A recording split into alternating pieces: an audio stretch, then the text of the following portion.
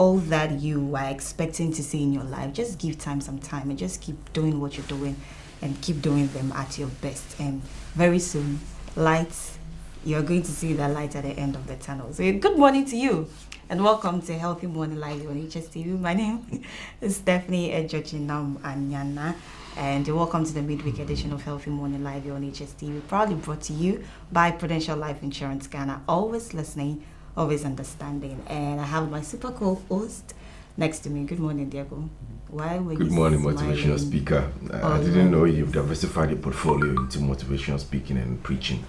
But the Sunday, it looks like the Sunday worship you are doing didn't have any impact. And What Sunday?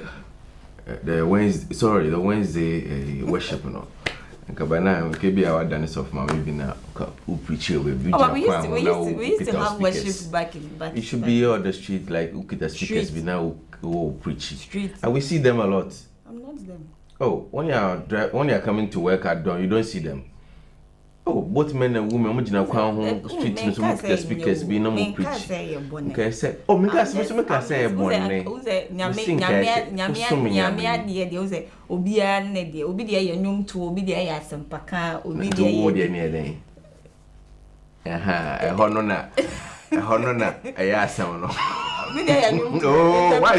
you think about this happening? Oh, and then you too.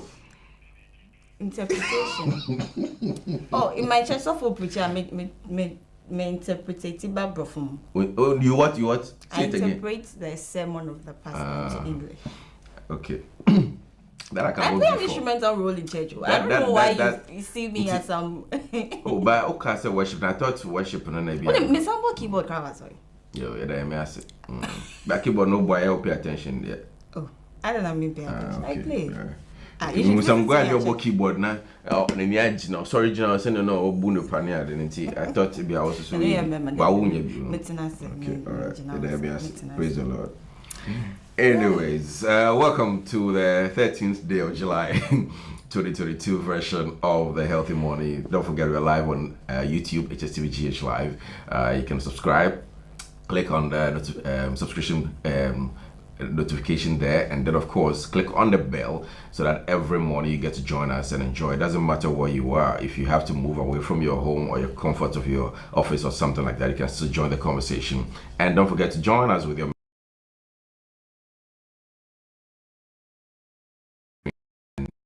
we'll get to read it to the rest of the you know, or you yourself is celebrating your birthday today, do well to send us a picture and a message, and then we will tell the whole world about that also on our WhatsApp line. So don't forget, the show is brought to you by Prudential Life Insurance. Always listening, always understanding. There's a lot to talk about today, but I decided to go on the Twitter trends today, and a lot of things are trending. One of which I was quite wondering about yesterday. There was this guy who has been organizing most of the awards in Ghana.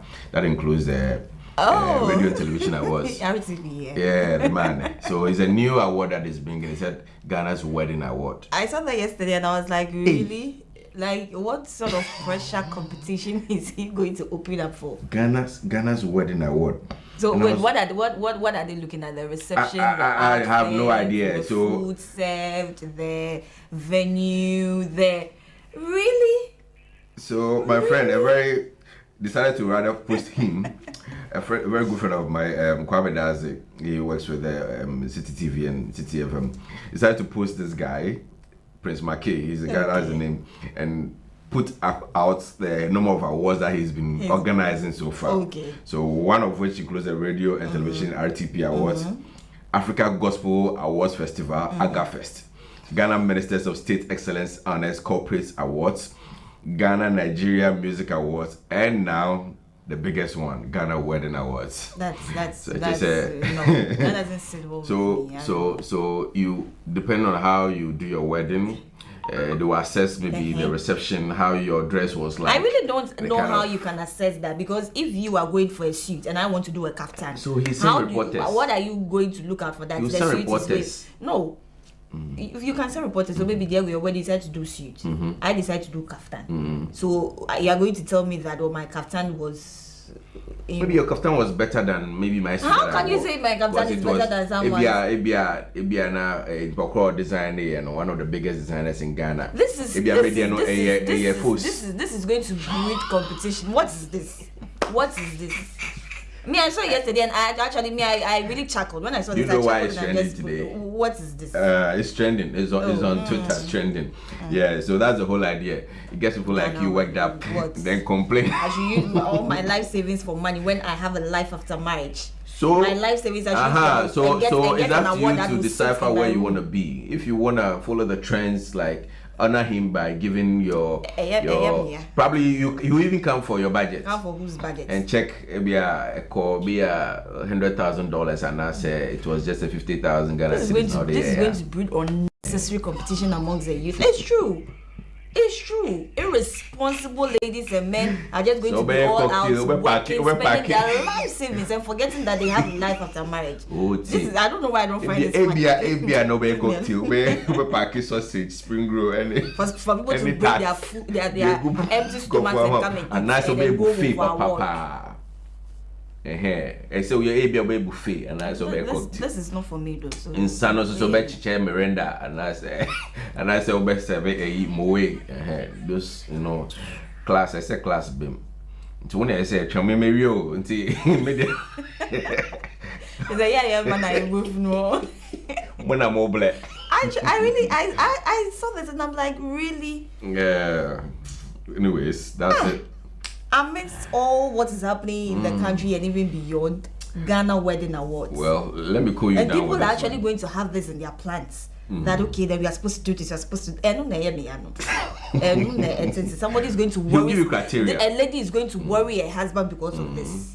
Well, sleepless nights. It's not like they've not been worried. Go for loan because of this. Well, it's not because that's what I'm saying. It's not because borrow money because of this. Some women are worrying already. Well, women are worrying. So he's just some women are worrying already, and that's even unnecessary. Then now Ghana Wedding Awards. Well, brace yourself. You see, when it's engagement, I think the ladies will be sharing to the elders. Yeah. Now it's competition. Yeah. Initially it was tough. Oh, now handkerchief. Then it got to toffee. Okay. Then upgraded to handkerchief. Handkerchief. Look at first night the man and some polyester they cotton. And then with that one card they have some ribbons, Then I share some seed bag big in their mouth. Recently I saw one and it was some champagnes and I think a box of phone. Yeah. And I'm like, okay. Those small champagnes, no, big. Bigger the one they pop, the one they used to pop during the reception. Now they have this I'll pay for you, then they'll give it to you and then they'll give you a box. I'm thinking it's a phone. Stop that. I'm thinking it's a phone and then they'll just give it to you. I'm like, hey, for being at the front seat for someone saying I saw some Nigerian wedding there. I'm very sure people will start giving some Nigerian wedding. No, Ghana must go. Ghana must go. Engagement no more con. Ghana must go. Now provisions papa. Yes, say gum. I was a phone here pa. And then Ghana must go. Be idea back. No, they call. So my life savings should come and feed you, give you breakfast for 1 week. Yes, you want to be talk of town, so I don't want to be talk of town. If you follow the trends, that will happen. I want to relish in some unnecessary fame. Anyways, I'm just waiting. By the way, one other thing that is trend that will make you happy, besides your anger this morning, your new coach, Eric Ten Hag, he won his first preseason game against Liverpool. But don't be too excited yet. The squad Liverpool paraded were not the known names like the Salahs, like the Virgil van Dijk and all those people. So it was those Team B. Then we go 4-0. So I'm just letting you know that we need to say at least Ten Hag. It's just like telling me that. It's like telling me that Ghana played with maybe Nigeria and then Ghana scored 4 and then Nigeria lost and then you tell me that there are no names. That is a factor because it's a factor. At the end of the day, what do we record? Team B no actually for remember when you too much. You paraded all your big stars apart from Ronaldo. You paraded all your big stars apart from Ronaldo. Because at the end of the day, what is recorded? Oh, it's 4-0. But let me also remind you, it's pre. Would you have said this for Chelsea? It's called that Chelsea plays with United and then the known faces. I would have. I'm very objective. You. Yeah, I stand for objectivity. Yes. That's how I criticize the free Kuto. When Nanado does well too, I'll say that yeah, he's doing well. Yeah. Yes, that's what I do. Look at that. I'm very objective. Anyway, Ten Hag, all the best. I need to remind you that it's pre-season. We don't the season care. hasn't started As we yet. care. So let's see what you bring up. That's we care. Oh, he does. He should care. There was a post-match conference that he was This is talking not being objective because at the end of the day, we won, they lost. So why are you giving us instances? Why are you giving us? I need to let you know the Why truth. are you giving us, that it is pre-season, it is not the known faces in Liverpool? I'm a reporter. I'm just reporting the story that it's a pre-season game against Liverpool. Fine, you're a reporter, so allow the viewers. Outside of Europe. Allow the viewers detect that. Oh, okay, we won. However, it was don't be the one to tell us. Or don't be the one to, even if you tell us, don't be the one to decide for us that we shouldn't be excited too much and all. Why are you angry this morning? The wedding thing is shaking my heart. Anyway, so on Matters Horizon, before we get into Matters Horizon though, Sucha Jelly will come through with some coronary skills and then we'll bring you Matters Horizon. And that, we have a lot of story to share with you. Yesterday there was a walkout after the meeting, just about 5 minutes when the union leaders of the teacher unions decided to go into a meeting with the government. After 5 minutes, there was a walkout. They said, no, they're more carried, they're more shade, But what government is saying is it fair? Negotiations have not begun, and then you're asking us to call off our strike. When we go back to classroom, what? They're saying that legally. Oh, there are no legal issues. Oh yeah. They know. No, yes. Oh, so they know. They say legally you can't have an agreement in distress. Oh, really? Yes. They so know legal. you need to call off the strike. Come and sit down so they have a conversation. What is the probability that they call off the strike and the negotiations? And the that one they don't change. What I'm saying is that there Deputy Minister of Employment Rekubo said that you don't negotiate whilst in distress. So yeah, you need to call off the strike and then no better now. So yeah, so there was a walkout. It didn't happen. Well, Baka Famawa has been charged 10,000 Ghana cedis for his back and forth with the GRA respect to the e-levy thing. And then also we have other stories that has to do with a very unfortunate situation that happened in Hstv, Bekwai Bibiani, Hiaso area. The MCE and his driver lost their lives in a very ghastly accident. Very unfortunate. Our deepest condolences. It's my hometown, so yeah, I'm not too happy about it. So once again, we are telling you, be very cautious on the road, just like Reverend Crab has been coming here and talking about. And so there's a very important thing that we all have to do, play our role. Safety starts with us, as what Mr. Richard Kumado also said yesterday. Safety starts with us. If you want to be safe either from jihadists or road accident or anything else, armed robbery, it starts with you. So you need to be very careful. Don't drive late nights if you know you're so tired. You don't drive, you don't drink and drive. All those basic things that starts with you. You need to take care of those things and then be careful. And then when you're driving, don't be using your phones. I know somebody who does that all the time. The way I'm smiling, people even think it's me, unfortunately. Okay, yes, and that one. And then many other things. Yeah. So it looks like there's stuff happening with the Electoral Commission. There attempts to compile a new voters register with the sole basis of the Ghana card. And then Minority in Parliament. Haruna Idrisu is not excited at all. Should he be excited? Well, like Haruna Isaac. And then they are going to spend about $18 million, but what Haruna Idrisu is saying, alleging, sorry. So for now it's an allegation. It's up to Jean Mensah and her team to come out and tell us otherwise. Well, there's many more stories we'll be talking about on Matters Horizon. And there's a gentleman, I think he's just about 24 years old, Elvis. I think Elvis. Oh, I've forgotten his last name. Elvis, yes, he's into cryptocurrency, Bitcoin. And then he's into what? Cryptocurrency. Okay, cryptocurrency. Yeah.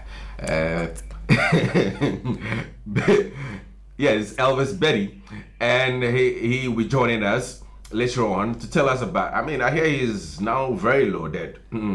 He has a company called Serendipity. So he's gonna just take us through the aspect of cryptocurrency. But don't forget, the government, BOG, Securities and Exchange Commission (SEC) have all warned Ghanaians about such because they have not regulated it.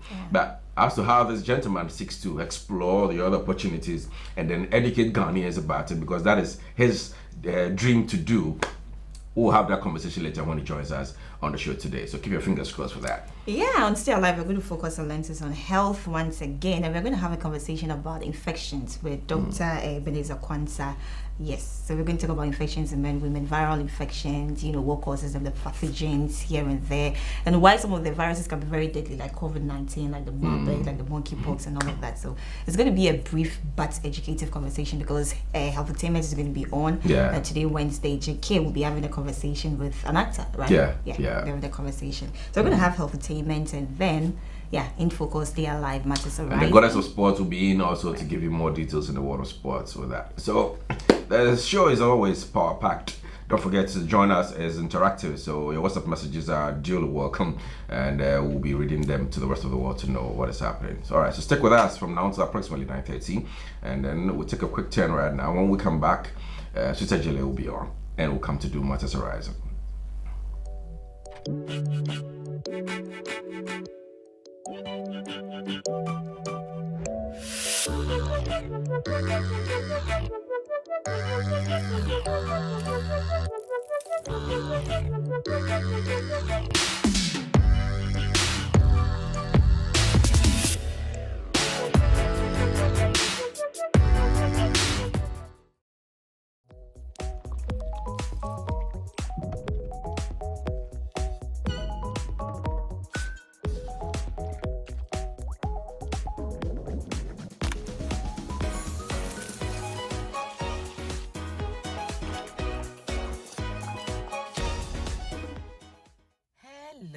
Sweet team, welcome back to my channel. This is Sweet Ajele, and I am back with another delicious cabbage stew recipe. Oh my goodness, this was so delicious. I had to share the recipe with you all. So here are the ingredients that I will be using. I have some tomato sauce, fresh tomatoes, ginger, habanero, pepper, onion. I'm using 2 different colors, our cabbage, and some meat. To begin, I'll blend together the white onion, habanero, pepper, and ginger.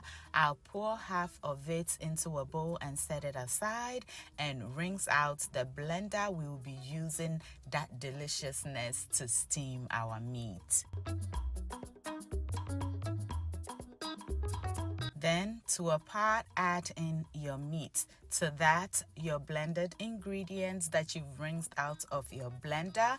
I'll also season it with some chicken seasoning and salt to taste. I'll add in some ground anise and also ground cumin. Stir everything together, cover it up, and allow it do its thing until it is ready. This is not a lot of meat, so it'll cook very quickly.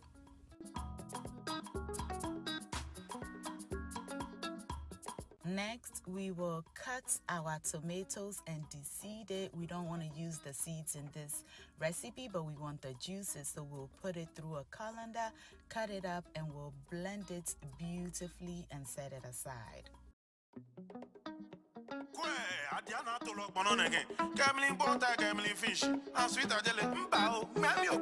Continental food, madam.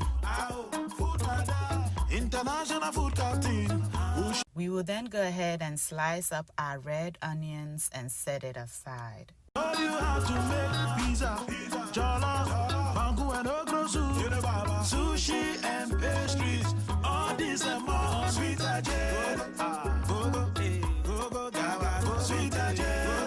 I'll also go ahead and cut up my cabbage.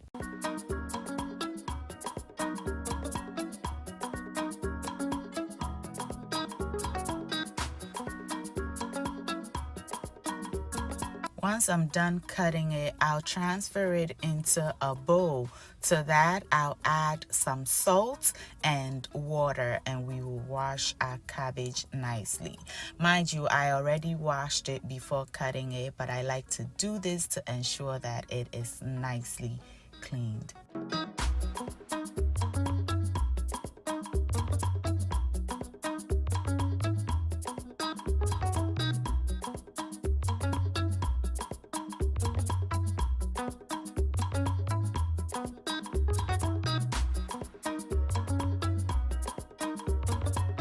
let's check on our meat. Oh my goodness, as you can see, it is so nice and tender. It is ready. So we will set this aside and begin with our stew. In a pan, I'm going to go ahead and add in some coconut oil. You may use any oil of your choice, but you know this is the coconut oil lady right here. To that, I'm going to add our meat and I'll give it a very quick saute. Okay, we don't want this to fry hard, we just want it to absorb the flavors of the coconut oil. Oh man, this meat was tasting so good, I had to discipline myself. All I would have done was to get some kinky and shito and enjoy it, but for the love of the sweet team, we'll make this recipe. In the same oil, I'll add in my sliced up onions and we're going to fry it until it is nice and translucent.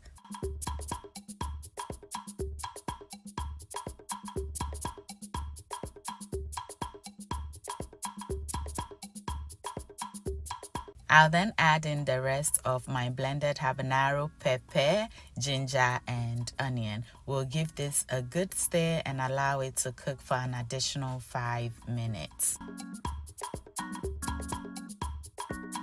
5 minutes later, go ahead and add in your tomato sauce.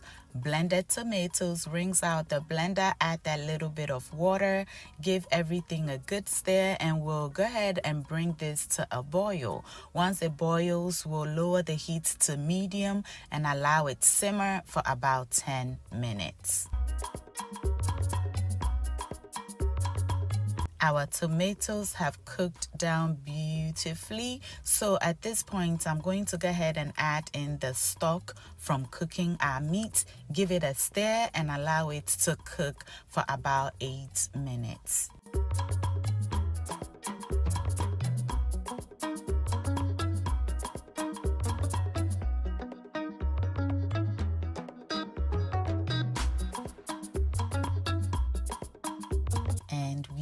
Back, our stew have cooked down beautifully, so I'll go ahead and add in our meat, give it a stir, and then we'll allow it simmer for about 5 minutes.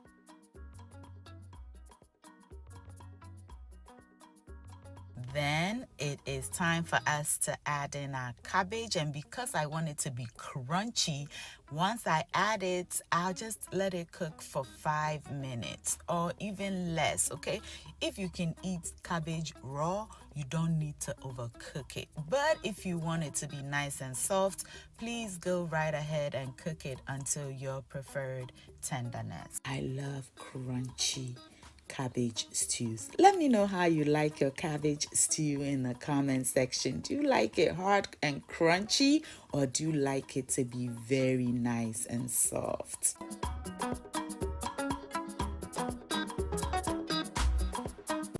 We are back for the final check. Our stew is ready. I'll garnish it with some red onions and scallions, give it a quick stir, and turn the fire off. Our cabbage stew is ready. Okay, we are done. Today, as Sweet Ajele's system is craving for sweet eating things, we will fry some plantains, and I also made some fake jollof rice. That is, whenever you have leftover stew and you put so much rice in it, but not enough stew, and you get the color of jollof rice, but it's not jollof rice, but it still tastes super delicious. Yes, y'all know what I'm talking about. That is what we will be pairing with this deliciousness. Sweet Ajele. Yes, I love sweet eating things. So once our plantains are ready, all that will be left is for us to serve and enjoy. Oh my gosh, Ajele. Boy, I can't walk. Today you playing too much. Does this even look like fake jollof rice? It looks so amazing, super delicious. My kids, they enjoyed it because my baby don't care for vegetables. So whenever I use cabbage and all that stuff, they will not eat. That is why I decided to make this so-called fake jollof rice so they can enjoy it. All are invited to enjoy this delicacy. with me. Thank you all so much for watching. I hope you enjoyed this video and are inspired to try the recipe. Until I see you in the next one, stay safe, keep loving each other, and remember that the love of God and family is life's greatest blessing. And guys, ke onamini ochemi suite mahabotu. Bye y'all. Adiana to look on again. Cameling butter, cameling fish. And sweet jelly. Continental food, madam. Food, madam. International food captain. Who show you how to make pizza, jollof, mango and okra soup, sushi and pastries. All this and more. Sweet jelly. Go, go, go, go, go, sweet jelly. Go, go, go, go, sweet jelly.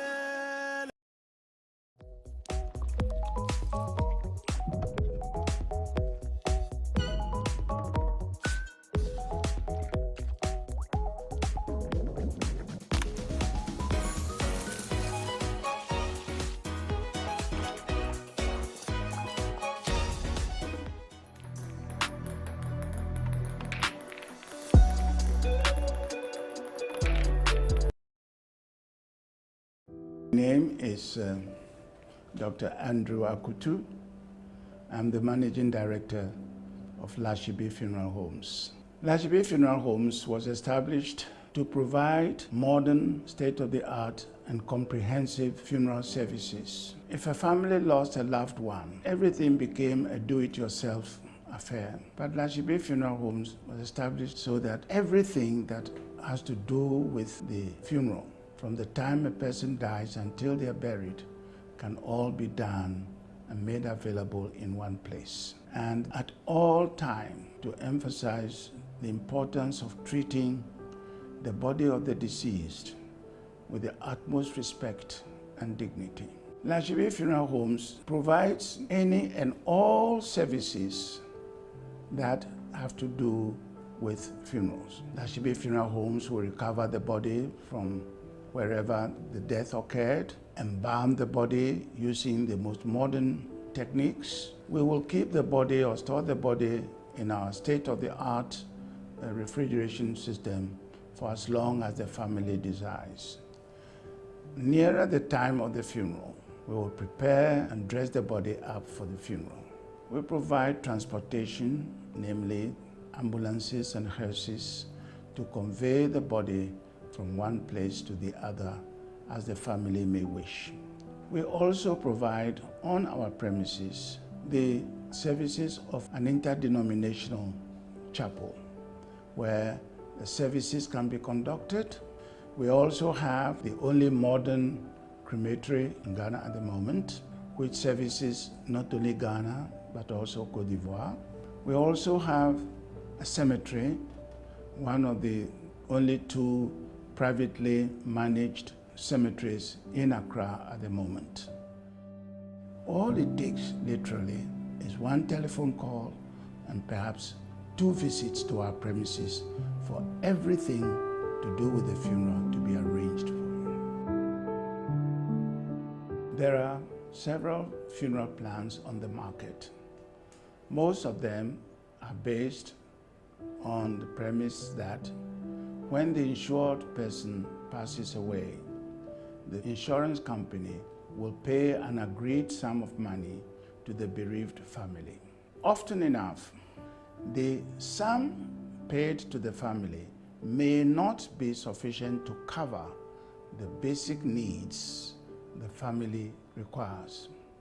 That is where the Prudential Dignity Plan comes into its own and is significantly different, because what the Prudential Dignity Plan ensures are the services that will be required, so that it does not matter whether 5 years or 10 years after the insurance was taken, those services will be provided regardless of the fact that the costs may have gone up. Once you are insured, your services are covered. It doesn't matter how long before the death occurs. Dignity Farewell Plan from Prudential Life Insurance, in partnership with Hstv Funeral Homes, is providing families with over a decade of experience and peace of mind when it comes to saying goodbye to your loved ones. Would you like to own a home, start a business, provide seed money, or a good education for your children? The Pro Wealth Plan answers all of life's questions. This is Ekwa 9. She wants to be an engineer in future. Her parents, Mr. and Mrs. Hammond, plan to give her the best education but don't want to be unnecessarily burdened when she's ready for university in 10 years. Do you know how much it will cost Ekwa to go to a local private university or university abroad in the next 10 years? Ekwa's parents have signed up to a Pro Wealth Plan. They pay affordable monthly premiums that ensures they are able to fund Ekwa's university fees and living expenses. When she's ready for university, Prudential will pay the maturity benefit and her parents can enjoy free insurance cover for an additional 5 years. In the unfortunate event that her parents pass away, Prudential will pay over 200% of the sum assured, which is 100% immediately, 10% annually to keep Ekwa in her current school, and 100% at maturity for her chosen university. This means that Prudential Life has guaranteed Ekwa's education regardless of life's uncertainties. The Pro Wealth Plan also covers a spouse or partner up to the same sum assured.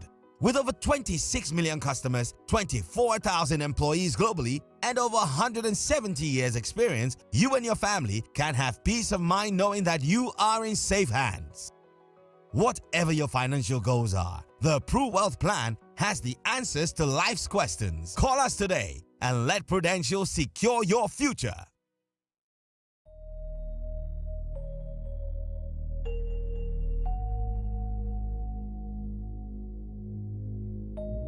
The die is cast. The battle lines are drawn for Africa's most beautiful voice reality show. 30 super talented contestants, 14 grueling and exciting weeks. The affections and tensions. who will be crowned the first most beautiful voice this year. Who will walk home with 1-year recording deal and money in the bank. Don't miss this exciting music reality show live on Hstv. If you're wondering what will happen next, stay glued to Hstv for the unfolding details. The show premieres on Hstv on the 16th of July 2022. Africa's most beautiful voice reality show is brought to you by Hstv in partnership with Veru Productions. Africa's most beautiful voice reality show. This is your time to shine.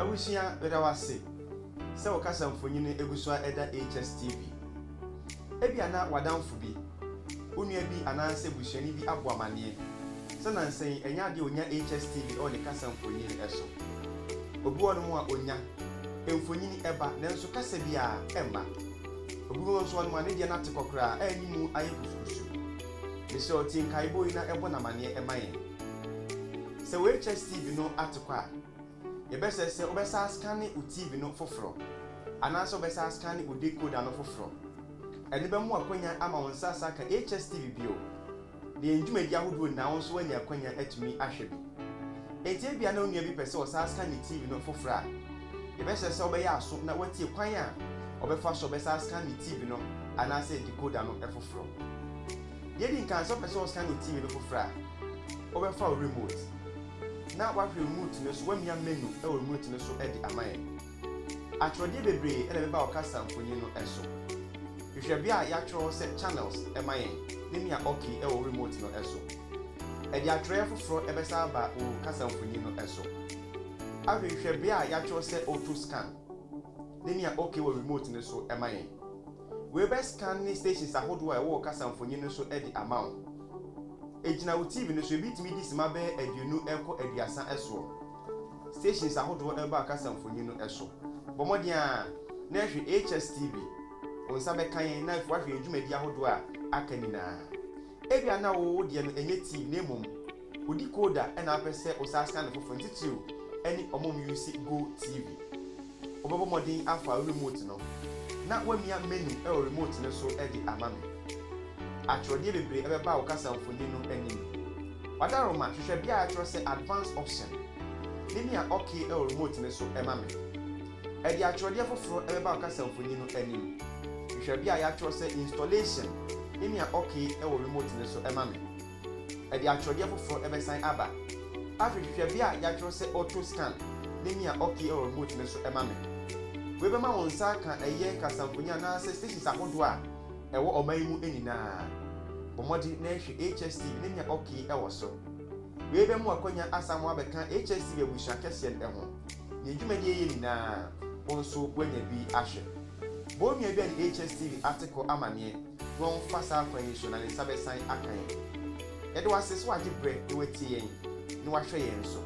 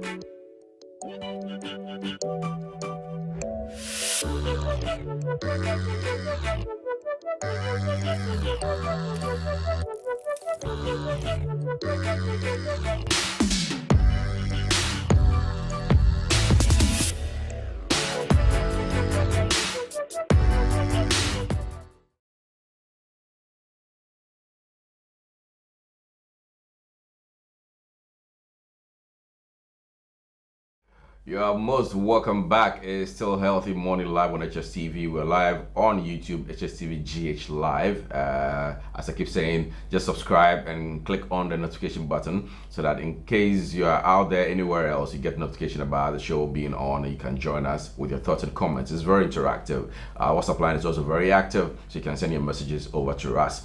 Gone by was Hstv Jelly with some cooking skills. It's time for us to venture into the next segment, which is Matters Arise, and a lot of stories to talk about today, including the fact that IMF says that for this year 2022, unfortunately they can't support Ghana. So hopefully next year, early next year, January maybe, they might want to start the support that we need. At the back of this, GPRT is also saying that they intend to increase transport fares. Ladies and gentlemen, let's brace ourselves. We have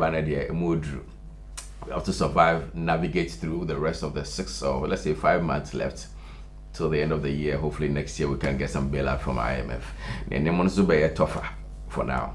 Well, before we get into the stories though, I have some birthday shout outs I need to do real quick. So let's start off with a very young dynamic lady in Kumasi. Her name is Ama Odro. It's your birthday today and it's coming from your very good friend, boyfriend, husband to be, Cleansy. He's wishing you a happy blessed birthday. So from me myself as well, I want to wish you a happy birthday. So from Cleansy and myself, I want to wish you a happy blessed birthday. May his blessings and anointing continue to be upon you. Continue being being a good woman that you are, okay? And the way you make him travel all the way to Kumasi every day to be eating fufu, keep it up even after settling, you know what I mean. All right, maybe you'll be featured in the Ghana wedding awards very soon. Who knows? I wish you all the best, guys. All right, so let's move on from that. There's another one. Have you heard the song, You Wanna Bam Bam, You Wanna G with the Big Boys? You run kitty kitty kitty run kata kata. Yeah, the guy who did the instrumentals. I'm talking about DJ Necktunes. Today is his birthday. So happy blessed birthday to you, DJ Necktunes. It's coming from Precious Obobi of Sonotech and wishing you all the best today and have a blessed birthday. And she says, may you continue to release more hits. Okay, hits after hits. After that, you want to G with the big boys and a bam bam. All right. So happy blessed birthday to you, Neptunes. And the final one, it happens to be Precious, also senior brother, is Dennis Obobi of the Goyle headquarters. You work with the Goyle head office, and she's want to wish you a happy blessed birthday. She says, have a great day, and she's adds a message to it that says that may God continue to bless you and favor you, many more blessings, another milestone as you start this new phase of your life. So have a blessed birthday, Dennis Obobi of Goyle head office. She says that I should tell you that Goyle coupons, maybe pass it this way. It's passing this way, this way, this way. Yamisha, have a blessed birthday, Dennis Obobi. Have a good one from your sister, Precious Obobi, and entire Obobi family. So enjoy it. Go coupons, Yeah. So pass it this way. Name. Yes. Yeah. Thank you in advance. Yeah, are you done with the birthday shout out? Yes. Yes, I want to say a big thank you to Apparel V as well for my beautiful dress today. I'm looking classy, right? Now you'll be appareling yourself, eh? Yeah, I'm appareling myself. Okay. Yeah, Apparel V on Instagram, APPARRELVEE on Instagram. I told you that is a new account that has been created. So once you get there, and then the numbers are not encouraging to you, and you are thinking that it is a wrong page. It is not. That is the right page. It's APPARRELVEE on Instagram, or you can give her a call or a WhatsApp via the number 0249 222 0249 222 So yesterday my dress was styled by Apparel V, and then today as well. And Auntie Vida, wherever you are, good morning, and thank you so much for making me look so beautiful, so bold, so confident, so classy in my outfit as well today. Thank you very much. Diego, we can get into the dailies now. Miss Puffy. Yeah. Okay. I woke up feeling puffy. All right, so let's get into matters arising for today. We'll start off with some dailies, and we'll take off with Ben Epson's Daily Dispatch. He says factual, reliable, and then what? Factually reliable or reliably factual. All right. The first banner headline says tension in Bole heightens. Chief of Bole warns renaming of Settlers Town non-negotiable. And that's what he's advising. Please. It comes with a picture of the president, the big man of the land, our CEO of Ghana, President Nana Dankwa Akufo-Addo. And so as a caution sort of to him that already there's tension in Bole is beginning to heighten, and we don't want it to degenerate into something else. We beg you. We know how conflicts, when it starts over there, how it ends. Please, we beg you. Just listen to what he's saying. He's asking that renaming of Settlers Town is non-negotiable, and they want names of their own people there to be named of those towns. So we beg you, just if the Minister of Interior, Ambrose Derry, National Security Minister Kandapa, Defense Minister Dominic Nitu, all the others in that space, they can negotiate with them and then see how best to make this a very similar situation. Please, we beg you, let's do it. We don't want any chaos at this moment. Please, we beg you. So don't come and anger somebody's anger. We beg you. Don't anger somebody's anger. We beg. Just go and listen to them so that this doesn't degenerate. We are hearing that tension is already being heightened over there. We beg you. At this moment. All right, still talking about the North stories. Ndebugri funeral is being talked about by the Dispatch. It's at page 11 of the paper. Yeah, we lost him. Yeah, I think 2 months ago or so. Yeah, and now Badwin is saying that he deserves a befitting state. No doubt, he deserves it. He deserves it. Former MP for Zebila. He's been a great statesman, a lawyer. I think he cross-capited from the CPP to the NDC at a point, and yeah, he was able to help the NDC also steer the affairs because being a legal luminary. Yeah, he brought his dexterity to bear and supported the party and all that. So, I mean, not just the party, the nation in its entirety, and even the people of his area. Yeah, so he deserves the national burial. I concur with that. Right. All right. So, still on the front page of the Dispatch, what late Rawlings said 9 months after handing over to late Liman in September 1979. So we'll take you downtown memory lane on a flashback. What happened 9 months prior to handing over to the late Liman in September 1979 is what the post that Ben Epstein decided to look at. Page 2 has details of that. It comes with 2 pictures of both the late President Jerry John Rawlings, his young time, and then his elderly age before he left us or kicking the bucket. Right. I don't know why, but I feel like when he was growing, he was getting more hairier. When he was younger, I didn't have much beard. Maybe he was shaving, cool, but you could see that when he left it, you could see that the beard wasn't that much. But when he was aging, I could see that the beard and the hair was rather growing more and more. I'm thinking he was, keeping himself, especially with his role as a soldier and all of that growing up. He needed to be, wake up and then, do some shaving here and But I like him in his old age with a grey, Oh yeah, he's very handsome. Yeah. He's a very handsome man. Hey, it's a man and hey, oh Jay. Yeah, really? Those days. If my mother told me that, now I'm feeling like a crab. I'm papa be like that. They were all in the military. My dad was in the military. And my mother was also one of the caterers in the military at 37. Oh, so that's how your daddy got him. Yeah, what I did the last thing on that. Open idea. Okay, moving on to the last story on the front page of the Dispatch. Life in Chief Imam's house. So they decided to take a tour into the life of a chief imam and his house. So they decided to do that story. So you can take a look. Yeah, I read about it and then you could see that it's Dakar to the poor people are there, clothes to wear, what to take in, water to take, everything. Chief Imam's house never lacks. So from what I have seen so far, the donations and things that goes to him, I'm sure he's always has something to give.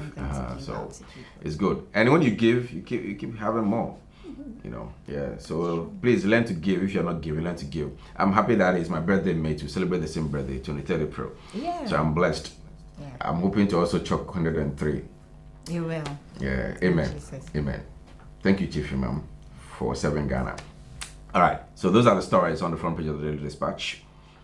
Okay, now to the Finder. The banner headline says that hands off free SHS and the IMF bailout. Brighter PR cautions as negotiations progress. And a bit of the story here says that Ghana's decision to go for an IMF program in view of the country's economic challenges has sparked rumors of possible reviews for some of government's vital social intervention programs. Although details of the IMF deal are yet to be decided, many economists are of the view that government's flagship program, that's a free senior high school, may suffer a huge setback or possibly be scrapped because of its constraints on the national purse. It is on this basis that Child Rights International, an organization that has supported and rallied behind child-centered programs, has called on government to do everything within its power to protect and maintain free SHS as the country goes for an IMF program, according to a statement issued and signed by the executive director of CRI, who is Bright Appiah. Under no circumstances should the free SHS policy suffer because Ghana is headed for an IMF program. He also says that the gains of free SHS are so huge and therefore risking it would spell doom for Ghanaian children.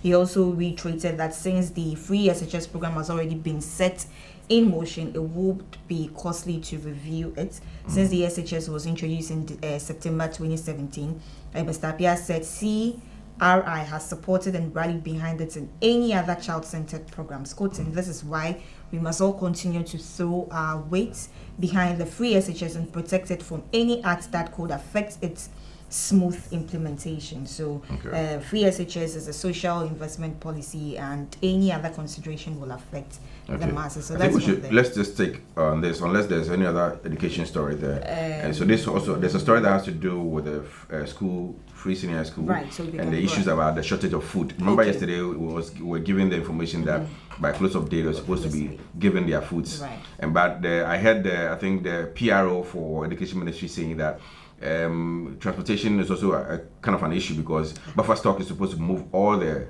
food to all the various schools across the regions, which will also take some time and all that. So at a point when around afternoon, after midday, when they contacted some institutions, they still said they have not received any food. And so I'm thinking that it was a delay with the transportation of the items to the various institutions. But Parliament set up ad hoc committee to probe food shortages in school. And so they want to find out what the reason behind all that. Is it that the Agri Minister is not doing his work, or Buffer Stock is not also doing their work, or the Finance Minister, as was being alleged? EdWatch yesterday were saying that the whole conversation to go to the Ministry of Finance, because they are supposed to release some funds for the schools to be disbursed, or buffer stock to be disbursed, but unfortunately it wasn't coming from Finance Minister. So the story says the Speaker of Parliament has constituted an ad hoc body of 5 parliamentary committees to probe the activities of the National Food Buffer Stock Company and the National School Feeding Programme. The mandate of the committees, among others, is to look into the feasibility and sustainability of the organizations, especially in recent times when there are reports of food shortage in senior high schools and the demand from school feeding caterers for an increment in the cost of feeding students. The Speaker gave these directives in Parliament after visiting the organizations on the 23rd of July 2022. Let me once again reiterate that the school feeding program provides great potential. It is therefore critical that we address issues regarding the efficient implementation of the program while instituting measures to avert a possible occurrence in the future. The Conference of Heads of Assisted Schools in Upper West Region last week warned that senior high schools in the region may soon shut down if the government fails to supply them with adequate foodstuffs to feed students. It came out that the food suppliers contracted by Buffer Stock Company and those local suppliers contacted to help out are all refusing to supply due to non-payment of outstanding monies owed for food supplied to the schools. This has led to the serious food shortages in all schools in the region. In fact, an assessment of the situation indicated that most schools cannot go beyond 1 week if nothing urgent is done about it. A statement from the Upper West branch of CHAS complained. So that is a story with regards to Parliament's decision on school having shortages of food. So ad hoc committee, about 5 of them, have been set up to investigate the reasons for that. Demonstration proposed GPA, Ghana Ports and Harbour Authority, and looks like the agitations followed what they said per their estimation is the authorities' failure to ensure the implementation of a 20% container retention agreements between it and the Meridian Port Service. Yeah. And then yesterday we saw that they were also trying to even get through to the union leader, Ahim, but unfortunately we couldn't get through to him. But yeah, hopefully maybe later on we're able to get through to him, find out their complaints and how it has been addressed so far, if it has. Okay, still on the finder, National Cathedral government breaks $8 million judgment debt over buildings demolished. And I think I have a bit of the story where it says that the government is at risk of paying about $8 million in judgment debts following its failure to compensate a real estate company, Waterstone Realty Limited, whose property was compulsorily acquired as part of lands annexed for the construction of the National Cathedral. In 2018, the government took over the Waterstone Realty's 2-story multi-purpose building adjacent the Physicians and Surgeons Complex at Ridge and demolished the building as part of the lands acquired for the construction of the cathedral. The property was part of other buildings in the Ridge Enclave. The others were the Judicial Training Institute, bungalows for judges, the Scholarship Secretariat and Passport Office. All these structures have been demolished to pave way for the projects and no compensation. So facts on record indicates that as of the time, the property valued at more than $4 million by an independent valuer was compulsorily acquired by the government in 2018 for the construction of the National Cathedral. Waterstone Limited had rented it to another company with a rental income of more than $84,000 per annum. So it looks like the demolition. So the $4 million is likely to be paid to the developer. Yeah. But what I know is that all those people there were compensated appropriately, especially the judges, for instance, were all relocated. And the offices that were there were all relocated. The passport office, for instance, was also relocated and all. So I don't know where the judgment debt is coming from. Maybe they are yet to compensate those that very particular building. So yeah, Let's see. Okay, last story on the fine that government will reclaim all state lands from encroachers. Government will reclaim all state lands from encroachers, and this is from the Deputy Lands Minister, Mr. Benito Owusu Bio. All right.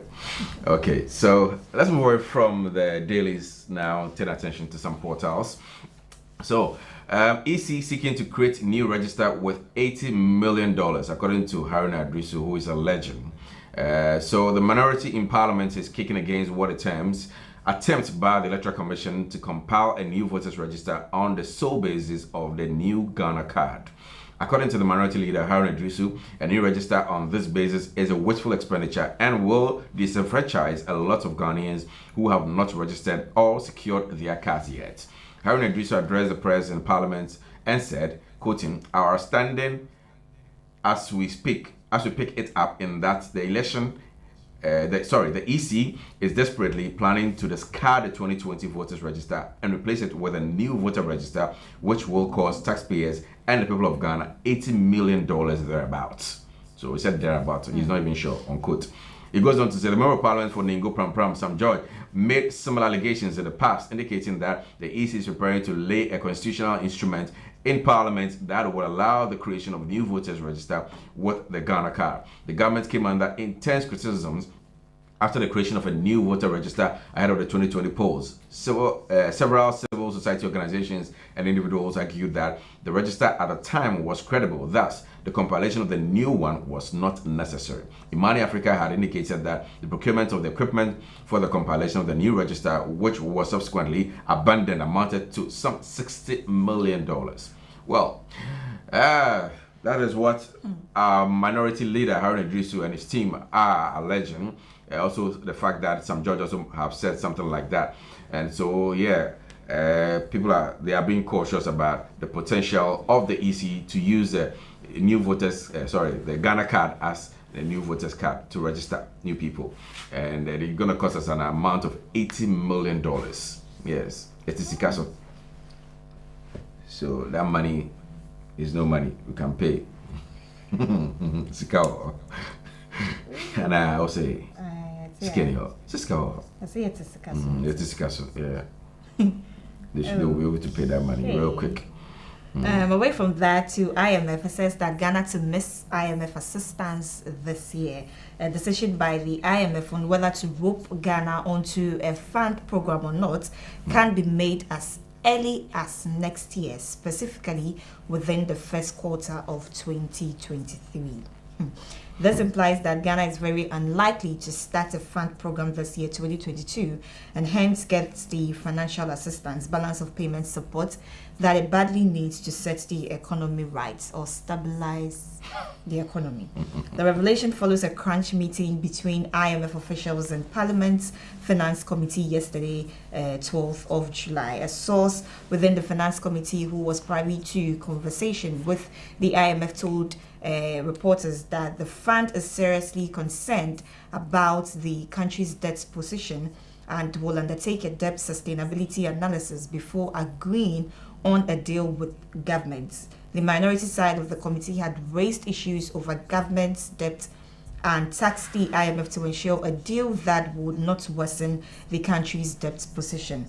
It also emerged at this closed-door meeting that the earliest government can hope to get a deal with the IMF is at the end of the first quarter of 2023, despite the precarious economic situations which needs immediate assistance. It's in the crack and say IMF no so to me aboya my bibia next year, but by the end of the first quarter into year from January to then March.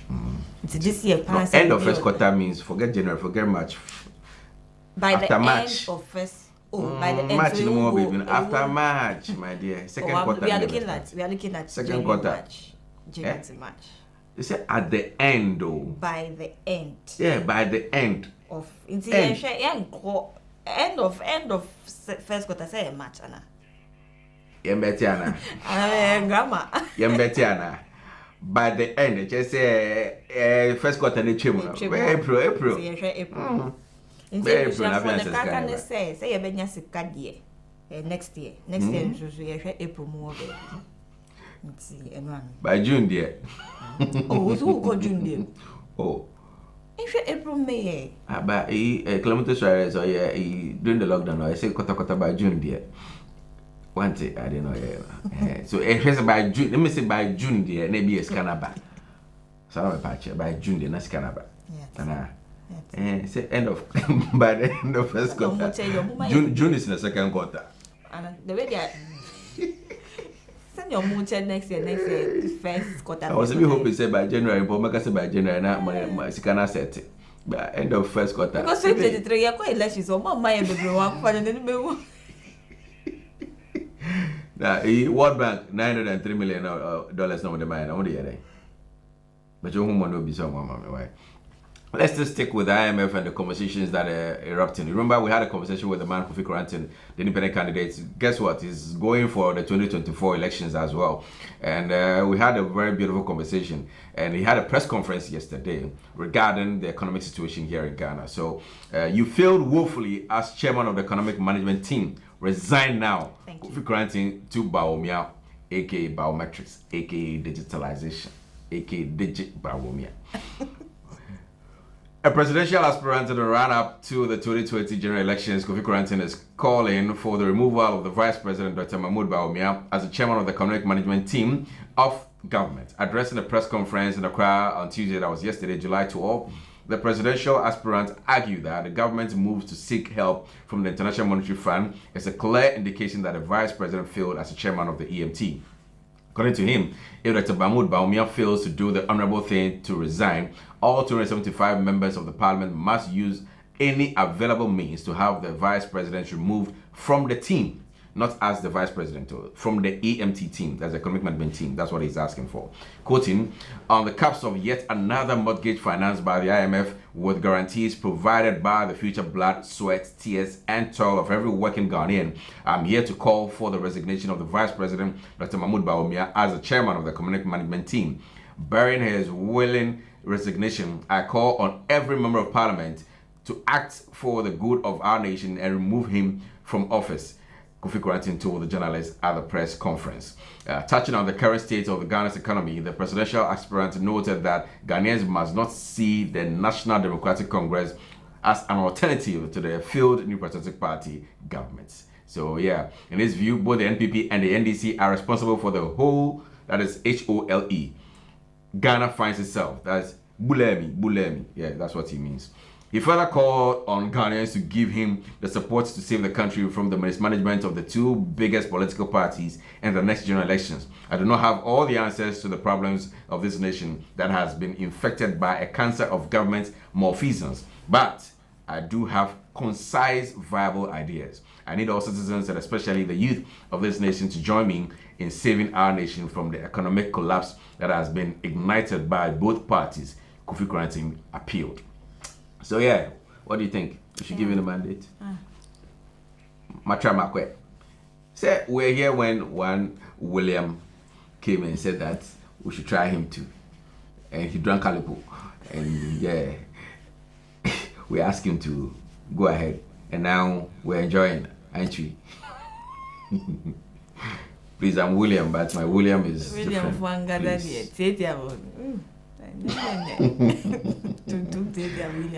Kofi Koranten says, by the way, I'm also Kofi. Kofi Koranten says we should give him the opportunity because the two political parties have not. They have not at all. He doesn't have all the ideas, but we should try him and see. Well, our franchise is with us, is in our thumb, so you decide 2024 who you want to give your votes to. All right, let me take you through another story that may inform you as to whether you think Bawumia to step down according to Kofi Koranten. Transport fares to increase in the coming week, GPRTU. So if you also think that the chairperson of the economic management team, this story will decide for you. Transport fares to increase in the coming week, GPRTU. It says commuters must brace up for new... What is it, brace up? There's a fasten your seatbelt. Because the airbag, the chain break. Commuters must brace up for new transport fares in the coming week, and this is from the Ghana Private Road Transport Union. The reason for the new fares The transport union said it's as a result of incessant increments in petroleum products. It's added that the current economic situation also compounds their woes as transport operators, thus the need to increase fares accordingly, quoting that prices of petroleum and spare parts keep increasing day in and out, coupled with other nuisance taxes. A litre of petrol currently sells at 11 cedis 49 pesos at most fuel pumps. Although they did not state by which percentage the prices are expected to increase, the statements by the union said that, quoting, "We are urging the general public to cooperate with us when they witness an increment in fares as being discussed with relevant stakeholders." The drivers' union added that it will resist any attempt by the government to bring back the operation of toll booths in Ghana. Quoting again that we are also cautioning the government not to start the toll booth operations again, as been hinted by our inside sources. We will resist any attempts by the government to initiate the toll booth operation. Why is the government being indecisive about the toll Ask booth? again. Why are you being indecisive? Ask Kusia Makwata, the transport minister. Oh, but should the toll booth be operated again? I'll be surprised. November I'll be last year, disappointed and November I'll be said he's surprised. shutting them down. November They're last using year. for other facilities. Yeah, but Sebe, turrets. Sebe turrets. No, the bear. This is your. And then since less than a November. year, you want to bring that back for operation. I'll be surprised though. Yeah. Say 11 and Koyi. The whole idea So what was happens to okay those- when they those take off the toll booths issue, and then people will be okay. They are better, less burden, Yeah, so so let's accept the 11. levy. Now Uncle 11, And so local Uncle, so 10% now Uncle can then for toll booths and some. Getting 10% That's what they're of like the trying to levy do. Yesterday I was having a chat with them. Charlie, things are getting more difficult. Yes. See, people are using about 60 to 70% of their salaries for transportation and buying fuel. What is left? Yesterday I was chatting with a friend who is a journalist elsewhere. He was like, now he picks his kids from home to school or do school where you still have to. They don't even know about what is happening until they go to school. Where we are, no park a car next to school, lock car park or. You pick structure or Okada to wherever he's going. Okay, we are not assigned for Okada, but not befa car, not Fankola, or the Mukofi. That's the only way to survive because his 2.0 latest engine is draining him, and he can't afford. Not through traffic and so now. Imagine. See. Next. Charlie, things are getting very terrible, and now that we are being told that IMF can't even support us now till next year, yeah. Just say for the next 5-6 months. Just like our hands are tied. Charlie, I said start here a donation a box VC. And I did be donation box. Guests big bad. Be a supporting kakra. Guess be a by Nigeria. The kakra to mama. Yeah, because I remember. Any Christian council by the minion box number. Please. When carpenter be or your design. Cardboard cry the everywhere. Oh, yeah, like I say kakra because a mundo coins coins. A coins a bit pie.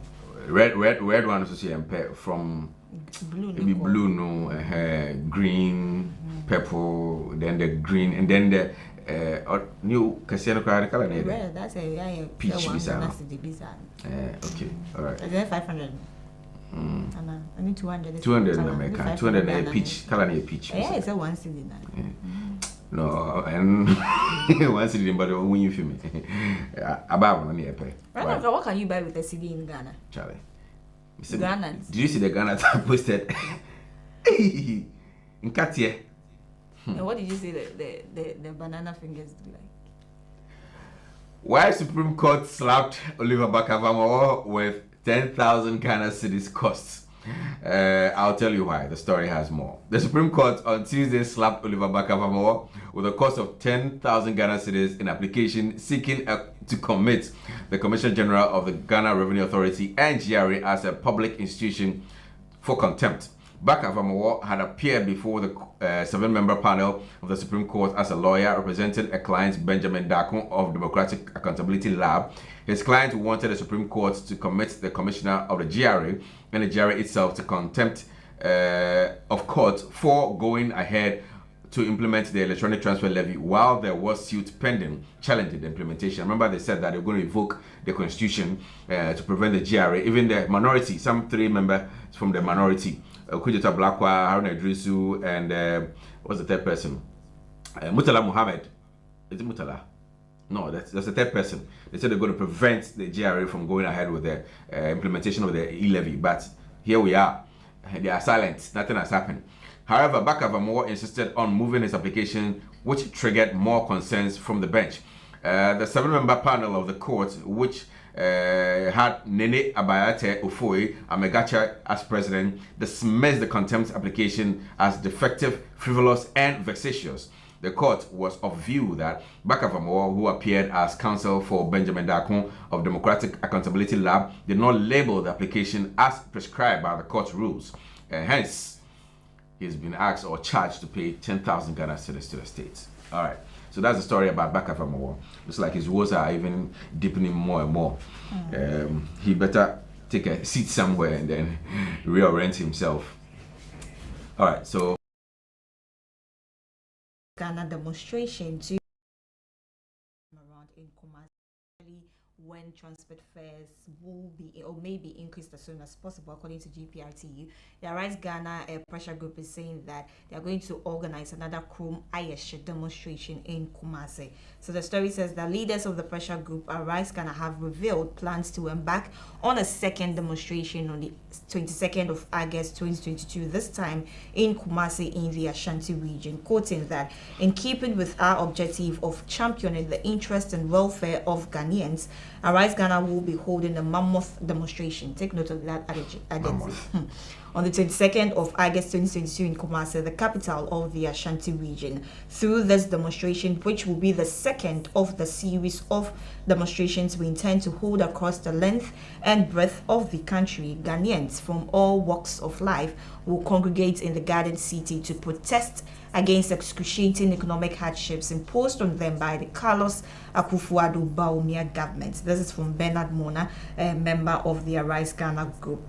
He also says that the pressure group also asked the Ghana Police Service to drop all charges against 31 of its members who were arrested during the maiden demonstration exercise in June in Accra. He says that leaders of the group at a press conference in Accra said all innocent persons arrested will have legal representation as they are poised to prove their innocence. Quoting again that Arise Ghana will continue to follow up on all victims of the brutalities of the Dampari-led police service until their full recovery. We have instructed our lawyers to institute legal action against the Ghana Police Service and the Republic for the payment of appropriate and adequate compensation to all injured persons. We shall not rest until all injured persons get justice. So that is a story from the Arise Ghana Pressure Group to embark on another Kum Ayesh demonstration, this time around in the Ashanti region on the 22nd of August. If you have the chance, you can join them. And it's described as mammoth, so brace yourself for it. Well, away from that, even a wayside mechanic makes more money than university lecturers, according to Kwesi Pratt, the editor. What's his paper again? The Insight. The Insight, yeah, exactly, yes. Seasoned journalist Kwesi Pratt Jr. has empathized with teachers on strike for an increase in their cost of living allowance. 4 teacher unions commenced a strike action on Monday, July 4, and presently remain on strike, demanding 20% increase in their allowances to be better their living conditions.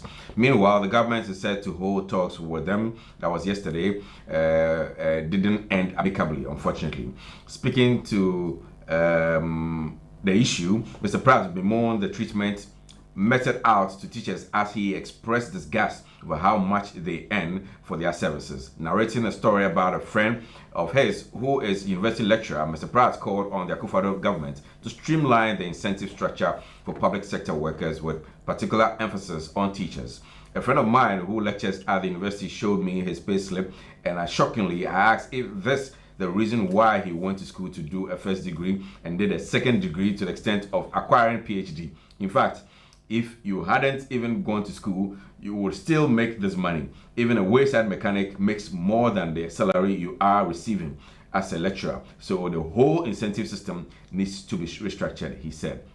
So that is the concern from Kwesi Pratt with respect to how the teachers are navigating the issues as we speak, asking for the 20% COLA. Don't forget, I think I have to concur with him. Yes, the last time we drove to Osu to buy the wache, I decided to pump my tires. Yeah, I remember that. Pump it back on. I think it was 2 cities. 2 cities for back home, so by 4. 8 cities.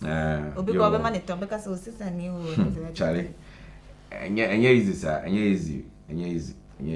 Okay, let's move on about the cost of living allowance. Striking teacher unions stage walkout during meeting with government. A meeting between the government and the striking teacher unions has ended inconclusively for the second time. During the meeting, the government asked the teacher unions to call off their strike before negotiations begin, but the teachers remained adamant and subsequently staged a walkout. The leadership of the union spoke to journalists about their decision to walk out, quoting, "They are not ready to welcome us to this meeting, and we cannot begrudge them, and that is why we are walking out," one of the leaders of the union said, quoting again that they are asking us to call off the strike before negotiations begin, which means the government side is not ready to continue negotiations unless teacher unions call off the strike. They have held all of us hostage since we are undesirable. The Minister of Employment and Labour Relations, Bright Reku Brobe, said the meeting ended inconclusively following teacher unions' failure to call off their strike. Quoting again that we were expecting the teacher unions to call off the strike because the labour law does not permit engagements when one party is on strike or lockout. We are constrained by the law not to negotiate when one party is on strike. So organized labor suggested that we adjourn the meeting and do more negotiations. So yesterday there was another walkout. As to whether they're going to hack into what the law is saying and then call off the strike and go back for a meeting, just a matter of time. Well, let's just stick with striking issues. And we have also give us COLA, GMA to government. I'm talking about Ghana Medical Association. They are also saying they need COLA to, augment their life. The Ghana Medical Association has also joined labor unions demanding payment of cost of living allowance to their members. According to the GMA, members have also been hit by the current economic hardships. The General Secretary, Dr. Titus Bayo, in an interview, said GMA is part of a bigger group called the Forum, which has also called for COLA.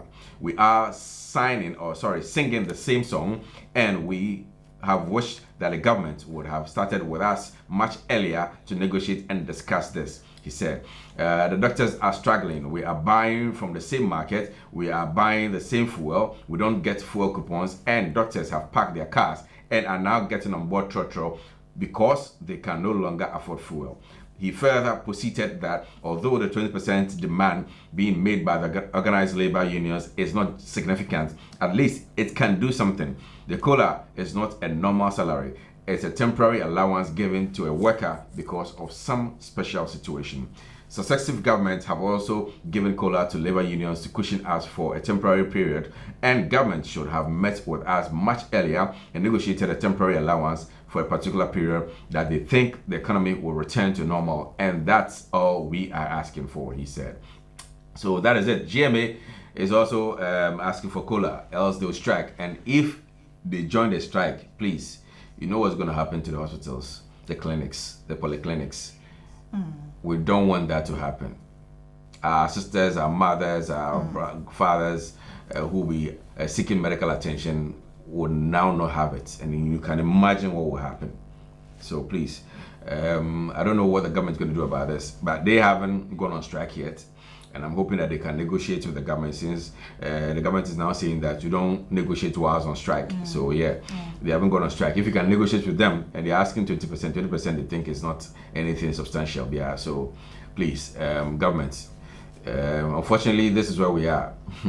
You brought us here, so you have to take us out. Be the Moses, take us to the promised land. Wish you all the best in that. Right. Let's talk about another crime story here. It says the national service person impersonates GES DG, posts over 80 teachers, and makes at least 400,000 cedis. Well, I see. The national service person who was posted to the Yendi Senior High School has been picked up by the Ghana Police for impersonating the Director General of Education and Northern Regional Education Director, and also recruiting more than 80 teachers into the Ghana Education Service. The NSS person, whose name has been given as Ziblim Abdul Latif, charges unsuspecting victims an amount of 5,000 cedis for each posting successfully done. Ziblim Abdul Latif has therefore bagged about 400,000 cedis as a result of the illegal posting of teachers using the names of the Director General and the Northern Regional Education Director. According to the story, Ziblim Abdul Latif posted most of the over 80 teachers and were posted to some 40 schools in the Zafilugu municipality, while many of the victims are females. How this chap was able to do this? Amazing. No wonder Kofi Krantin says he's going to use the brains of the graduates to do the work of the ministers. Because they are smart. Yeah, so yeah. Kofi Krantin, you've got a candidate to use because this guy, he's sharp. How he's able to do that, defer people to pay 5,000 Ghana cedis in the north. You know how to come by money in that such amount in the north is not easy. And for them to be able to pay cover that money and posted them to various institutions, acting as the DG of the GES. The guy's smart. Elsewhere out there, when hackers are caught like that, they don't imprison them. They use them. CIA, FBI, they deploy them, rather rearrange them and begin to use them because they know that their places are also capable of being hacked. Their information and all that, so they will have those people there to safeguard their information is being leaked. So such a person, you can just refine him and then use him for something better. We've been talking about the cybersecurity issues here in Ghana, where the banks are the corporates. 53%, we are told, of the issues that are coming out are all coming from the banks and people or workers of such institutions. So when you deploy such a person, he may be able to. That's where out of the 80 teachers who were posted to schools, many of them are females, and it looks like the females have been victims for far too long. So let's just open our eyes. But the thing is intriguing, you know, how you don't have a job, but able to cover 5,000 Ghana cedis to be posted. But teachers now here need to It's amazing. He impersonated the Director General, so it looks like any. It doesn't matter if see protocol. You do this, and so also my focus is the money. Oh yes, my focus is even the money. Because I'm sure the information this boy or whoever it is going to feed you with is that, you know, one Fabian to why you wouldn't get if you don't put in a fish into the sea for the fishes to come. You wouldn't. You get it, and you'll be there forever, and then maybe you'll be paid maybe a 12,000. You get it, so it's more like my point is regionally. So when you talk about poverty, the north are people that are known to have less income, and for you to be able to cover 5,000 Ghana cedis, maybe they paid in installments. You could have even started a business with it. 5,000 Ghana cedis is no joke. Trust me, 5,000 Ghana cedis, and for 80 teachers, that gave him 400,000 Ghana cedis. Charlie. Maybe he's not just convincing. Maybe there's something more to it. But anyways, that is it. We are hearing that the police have arrested him and he's in custody, and he'll be processed for court soon. So let's see how that situation goes. How the people who were caught will be able to be given back their money. It's a matter of time. There was this series on social media, I think Netflix. The guy was defrauding the ladies. Tinder swindler.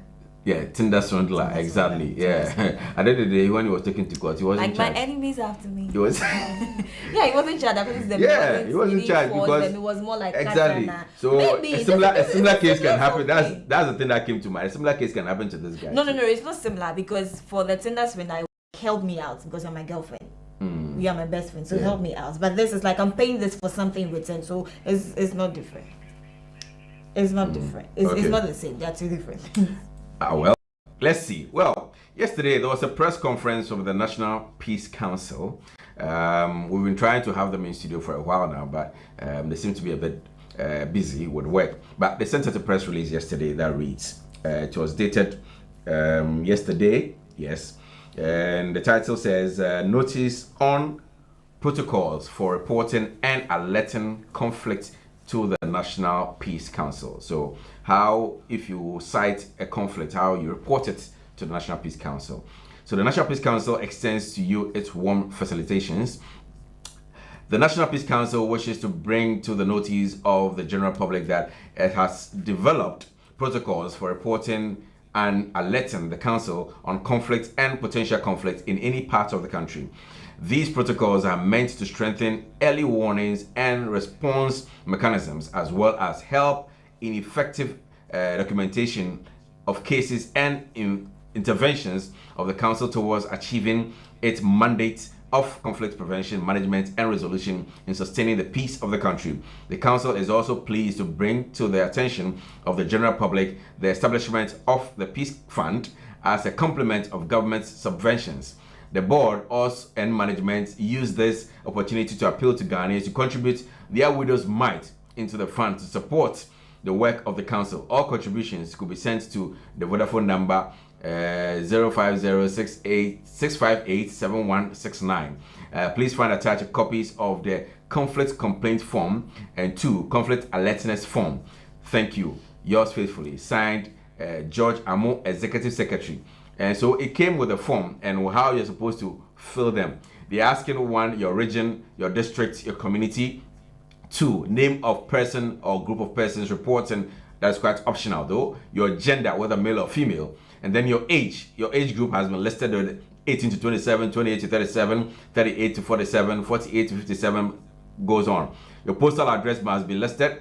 Then residential address must be given. Your email must be given. Your telephone number must be given.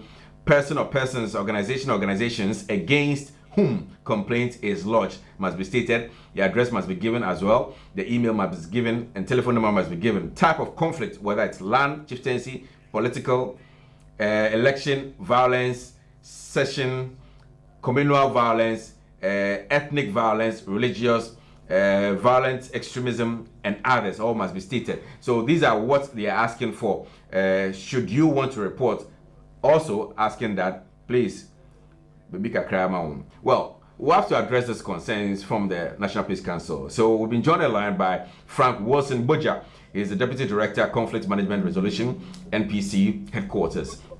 Good morning to you, Mr. Boja.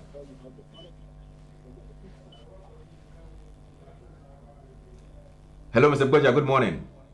Good morning. How are you doing, sir? Fine. And how are the people at the Peace Council doing? It seems your line is a bit faint. Okay, I'll try and project a bit. I was asking, how are the people of Peace Council doing? The line is so bad. Okay, can you hear me? I think it's gone off the line, so we'll try and re-establish contact with Mr. Boja. He is the Deputy Director, Conflict Management Resolution. The press conference from his outfit, National Peace Council. Anyway, so they are saying that this is the proper way to address conflicts if you cite any. But how do you give us this long list of items to fill before you are? So the conflict is happening in my hood, and then I have to go and pick the form, fill all these things, and then report to them before they will. I think it's gonna drag the whole issue, don't you think? Yeah, because it's conflict issues they just happen. Yeah, they just happen. Nobody plans it. Nobody plans it. It just happens. So if you are now going to so plan on how to report it to the National Peace Council, it's just appropriate that we hear from him so he explains indeed, to us better. Indeed, and the part that has to do with Kofi they're asking widow's mite. It says government subventions are not enough, so they're asking us to contribute with the Momo number attached to it. It's a Vodafone. They say I won't charges. They're giving a Vodafone number. Say if I can to mom na subventions now government at the moment it's not that adequate to do their mandate. That's what they are also asking. So if we're able to establish contact back with Mr. Frank Boja. Okay, so I think Mr. Boja is back on the line now. Good morning, sir. Good morning. Awesome. Glad to be back. So the first question is, why the new forms for people's reporting of conflicts? I didn't get the question correct. Why the forms for people to report conflict? Why? Oh, thank you. One thing that we should know is that In Ghana, many people, when they want to make complaints, they will go to the media and make complaints. But you know, the National Peace Council is located in almost all the regions. We are in 12 regions out of the 16. And we are in the head office. So probably somebody who has stated some kind of anxiety in the community that or tension that could lead to potential conflict want to reach us. Normally, they will not come. Many reports that or many conflicts that we have followed may come from the media space or probably somebody who knows our line calling. But we want to give opportunity to every Ghanaian at any point in time that you detect conflict to report to us. Okay. If any organization that is growing at any point in time, at another point in time, will come out with a strategic ways of engaging the citizens. And this is one of our strategic ways of trying to get the citizen to make direct contact with us whenever issues come up. Because sometimes we hear in the media, oh, where is the Peace Council? Where is the Peace Council? But no report has even come to us to respond to. We also are doing this because one thing that we should know is that there's something called early warning. So when you bring the warning as early as possible, then there could be early response to. And that early response could avert any conflict that may happen in the community. So this is exactly what we want to do. Beyond that, we need to document every issue that comes to us. So these are some of the ways to document our issues or the conflict that comes to us so that we have appropriate responses to them. Mr. Gweja, I understand clearly your 2 points that you... why we are reaching out to Ghanaians. Okay, I understand your 2 points that you've made respect to why you did that. But don't you think it's a bit elaborate for somebody who wants to report a conflict to you? You're asking for his contact, his email address, the reasons for the conflict that is happening, the persons and organizations who are involved in that. They're asking for their emails as well and all that. How readily would they be able to get that information and process it? In fact, we have a website, www.peacecouncil.org. This website provides details of where to respond to when any issue comes up. But the details that we are actually expecting from the complainant, it is also to be able to respond to them, get back to them when they make the complaint. As one of the forms, it could be anonymous or you put your name there. That is the alertness form. So with that, you don't want to be known, the public, or to ask your name directly on us. You can easily reach out to us, but without your Mr. Gweja, I get that clear, but there's a part where that says that persons, organizations against whom complaint is lodged, and you're asking for that party's address, email, and telephone number. How am I supposed to get that also? So I see, let's say, Pakabeni family is fighting the, let's say, the Ayana family, and I'm supposed to get the email address of the Ayana family, their contacts. How do I get that? Is it feasible? It's not about feasibility. It is more to do with how we get back to the person. If the person, in today's Ghana, if you have email address, you put it there. If you don't have email address, you have telephone number to put there.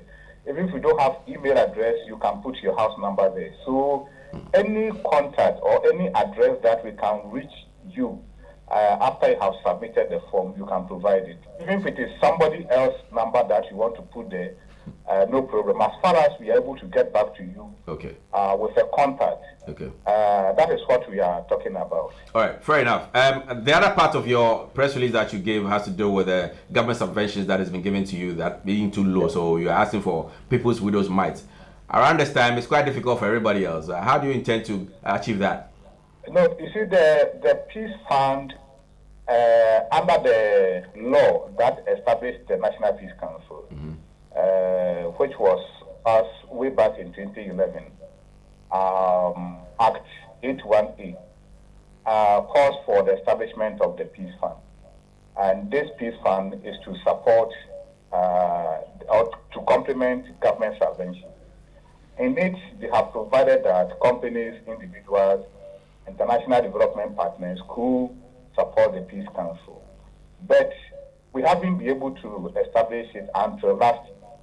And so we have to bring it to the public domain also for Ghanaians to know, for any person or individual companies who really want to support peace work in this country to contribute to it. So we have established the fund already since last year. We are just also trying as much as possible to give information to Ghanaians. And this is not the first time that we are going to do that. From now onwards, we are going to engage the general public on so many issues around conflict, around peace, tolerance, and all that. Most people think that Peace Council was only during election. No. In fact, the number of conflict cases that were dealt with on daily, weekly, monthly, yearly basis are so enormous. The election issue comes only once in 4 years. And you know, in Ghana, election issues are so high, people have emotional attachment to it. But many cases are dealt with daily, the communities in districts and the regions. So we actually are trying to help ourselves and help Ghanaians to reach out to us at any point in time with all this information. The financial support, we need it because conflict happens every day in your home, in the communities, land disputes, chieftaincy, all over the place. So we just want to do as much as possible, put in our best to be able to resolve some of these issues or even prevent them. Because our mandate is to prevent, manage, and resolve conflict. The prevention aspect is even key so that it doesn't happen.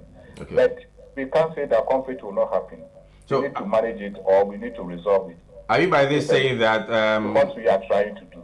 Are you by this saying that all this while you've been quite handicapped in terms of resources, financial resources, hence you've been limited in the kind of job that you're doing? Because there's been many occasions where people keep calling the Peace Council to the rescue of certain issues or to address certain concerns that is happening, but you seem to be a bit laid back with that, if I should say. Not necessary, but any institution, definitely you need resources to do your work. If it is not adequate, it's a different thing altogether. But what we are saying is that at this moment, we need much more resources to help us deliver on our mandate. Mr. Boja, at this moment, too, things are quite difficult for everybody else. How do you intend to raise funds from that? Hello? I'm saying that at this moment, things are quite difficult for everybody else on the street. So how do you intend to raise those funds? Either way, this fund is not for 1 day or 2 days, and it is not for 2022 or 2023. It will be in existence as far as the Peace Council exists, because it's a legal mandate, and the reason, as I said, is to complement government effort or government support, financial support to the Peace Council. So it is a permanent thing. Okay. We all know the economic situation, but we believe that those who believe in peace will definitely support us. The reason why we even need more resources is to be able to avert or prevent a lot of potential conflict around us. So how do people donate to you? Businesses thrive on peace. Businesses will prevail or will operate and efficiently and become profitable when there's peace. So if we don't have peace in this country, we cannot also stay and resolve our economic issues.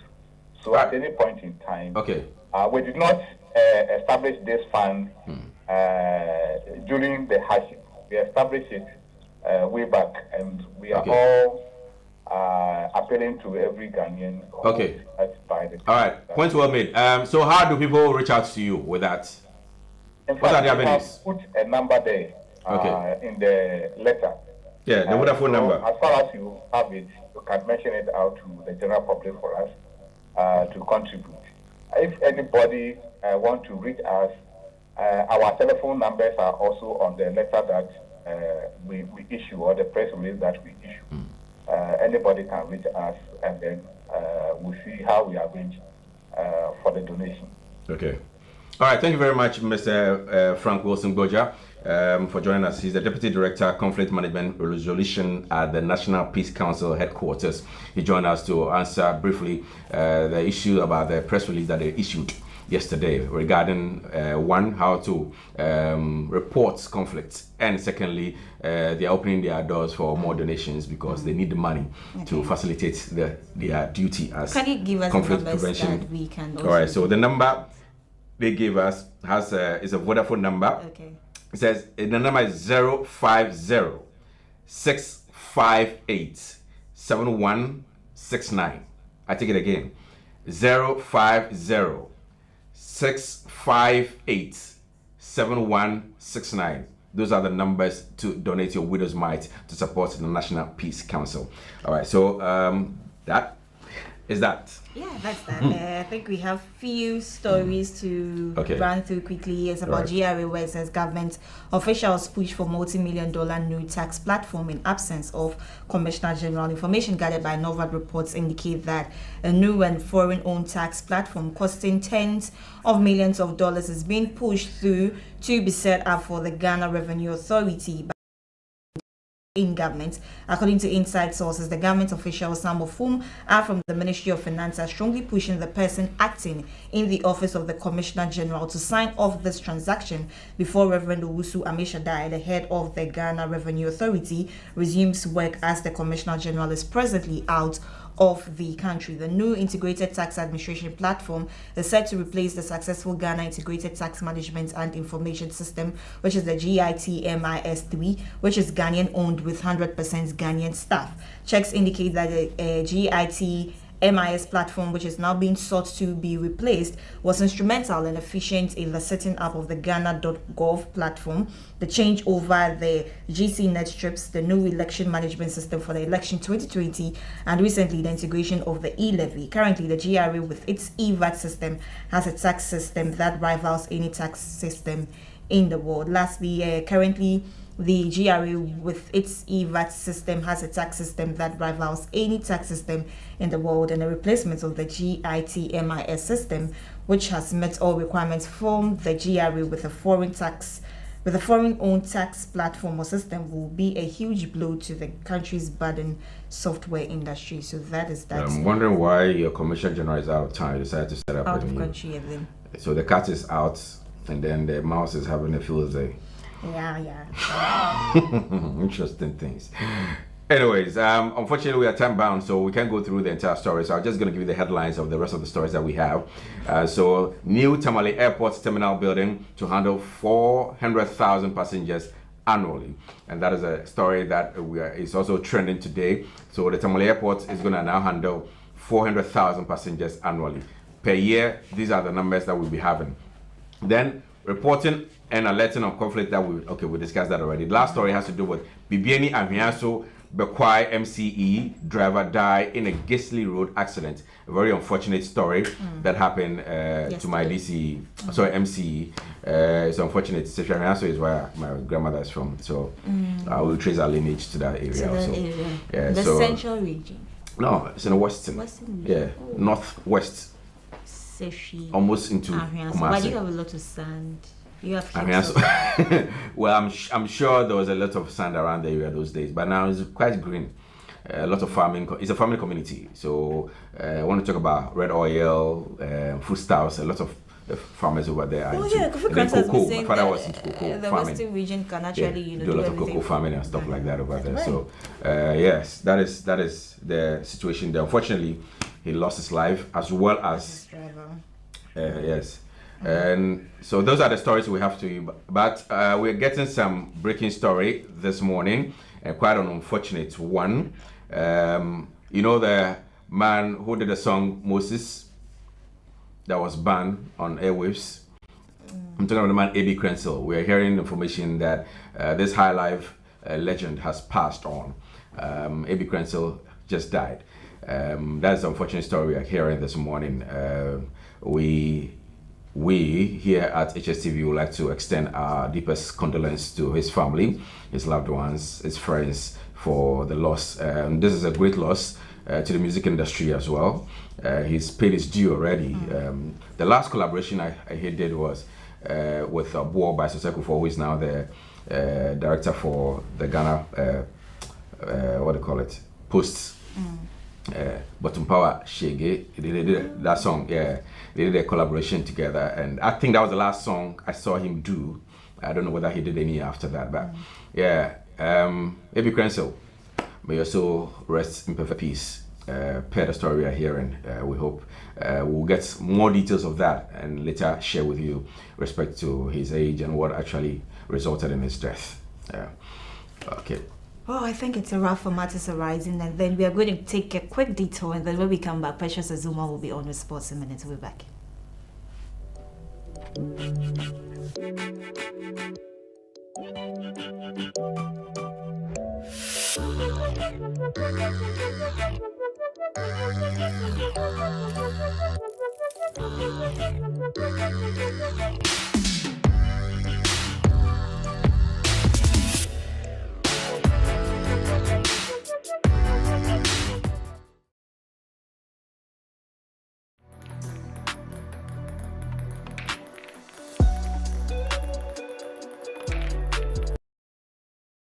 My name is Dr. Andrew Akutu.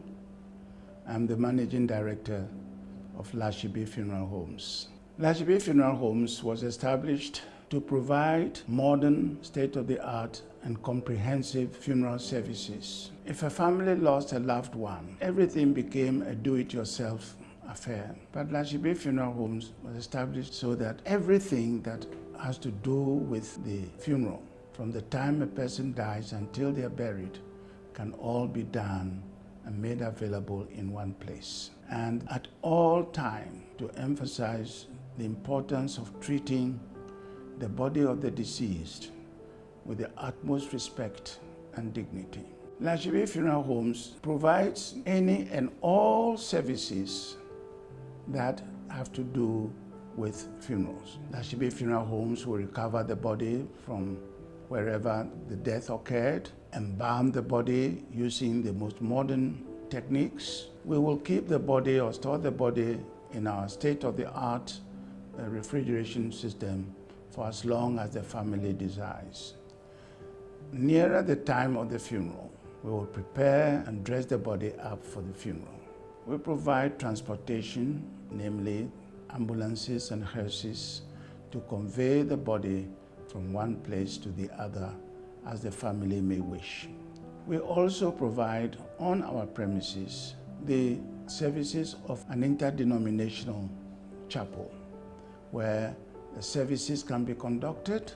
We also have the only modern crematory in Ghana at the moment, which services not only Ghana but also Côte d'Ivoire. We also have a cemetery, one of the only two privately managed cemeteries in Accra at the moment. All it takes, literally, is one telephone call and perhaps 2 visits to our premises for everything to do with the funeral to be arranged for you. There are several funeral plans on the market.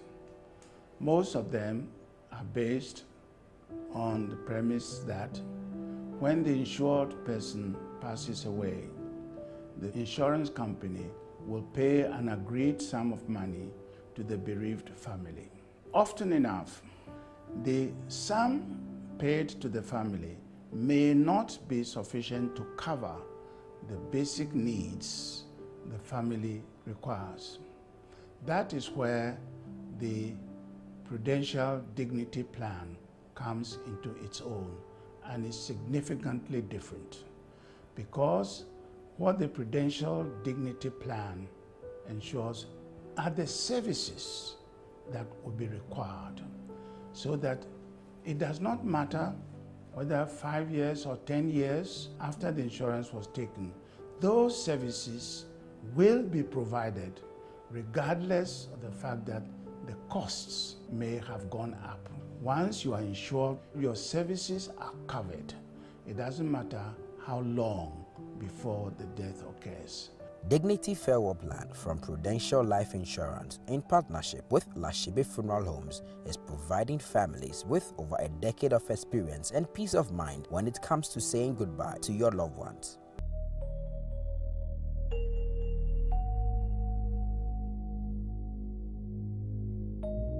The die is cast. The battle lines are drawn for Africa's most beautiful voice reality show. 30 super talented contestants. 14 thrilling and exciting weeks. The affections and tensions. Who will be crowned the first most beautiful voice this year? Who will walk home with 1-year recording deal and money in the bank? Don't miss this exciting music reality show live on Hstv. If you're wondering what will happen next, stay glued to Hstv for the unfolding details. The show premieres on Hstv on the 16th of July 2022. Africa's most beautiful voice reality show is brought to you by Hstv in partnership with Veru Productions. Africa's most beautiful voice reality show. This is your time to shine.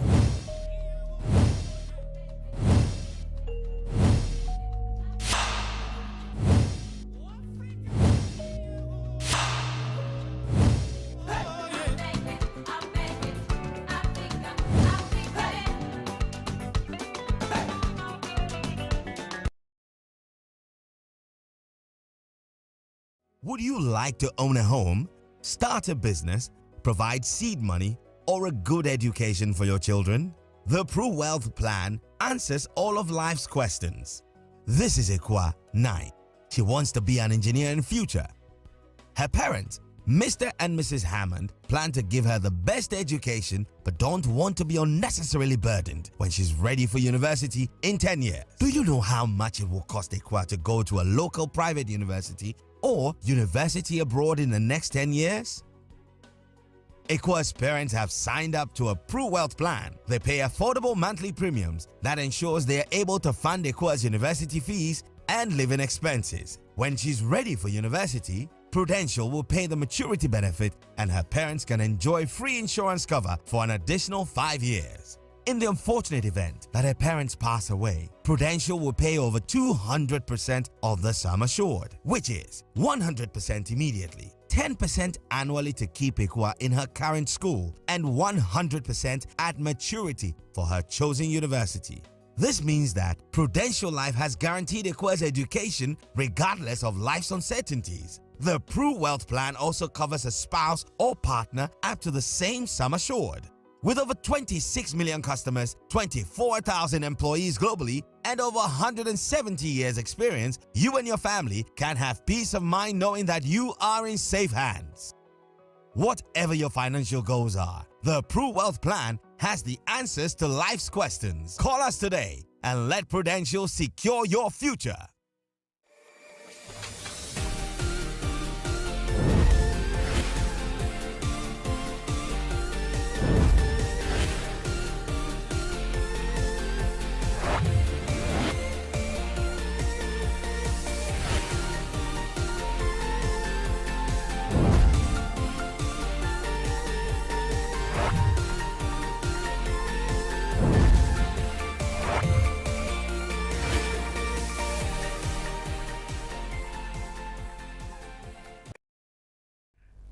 Good morning, it's time for Sports a Minute live on Hstv. My name is Precious Azuma and this is still Healthy Morning, by the way. Starting off with the stories, the Egyptian Football Association has named former Benfica manager Rui Vitória as the new head coach of the men's national team. The 52-year-old Portuguese has signed a 4-year contract and succeeds Galal, who was sacked as Pharaoh's boss in June after just 3 matches in charge.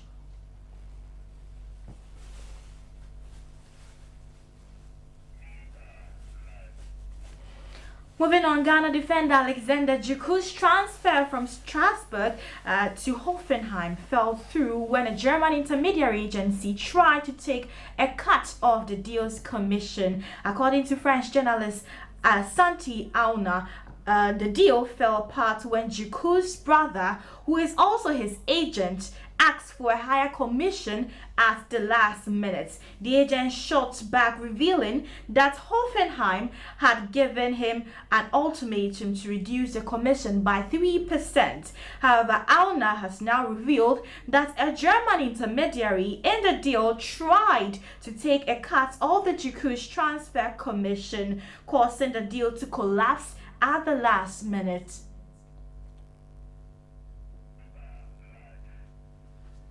Ghana winger Kamaldeen Sulemana has made the final list of the nominees for the upcoming 2022 CAF Awards Young Player of the Year category. The Confederation of African Football whittled down its initial 10-man nominations Monday morning, and the 20-year-old sailed through, but will be up against 4 other young performers like Dango Katara, Karim Konati, and Mata Sari, as well as Hannibal Mejbri.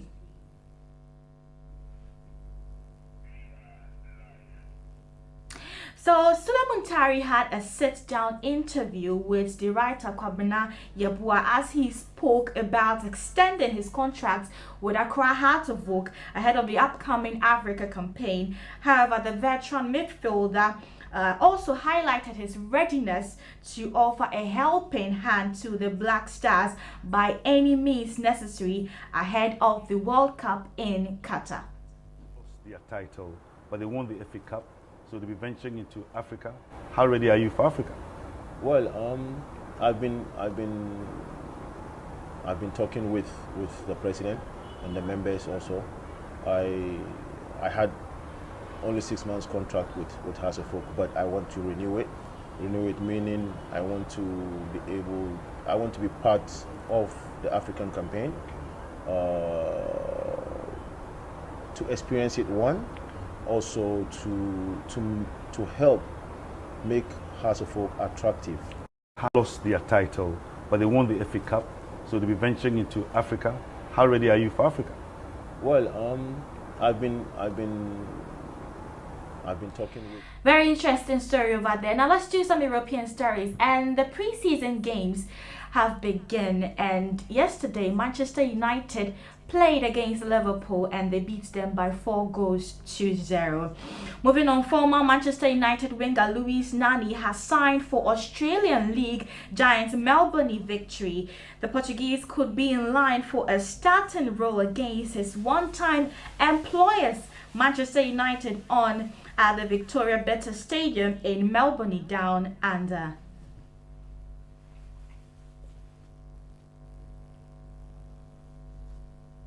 Proceeding to other stories, Chelsea are nearing in on a deal with SSC Napoli for the services of Senegalese centre-back Kalidou Koulibaly, with discussions at the final stage. Full agreement expected very soon. However, the Blues have reached full agreement on personal terms with the Senegalese following a meeting with his agent Fallo Ramadani. Reports gathered indicates that Kalidou Koulibaly reports will receive €10 million net per season on a 5-year deal valid until 2027.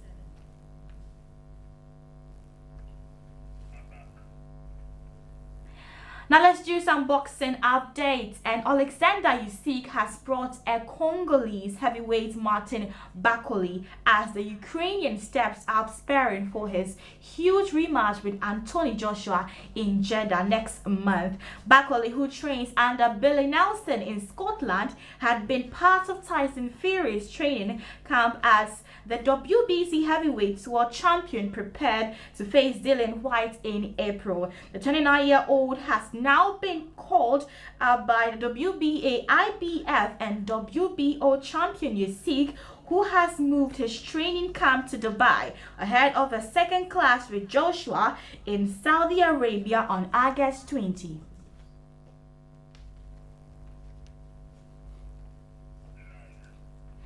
And that'll be all on Sports a Minute today, live on HSTV. My name is Precious Azuma. Once again, healthy morning still continues.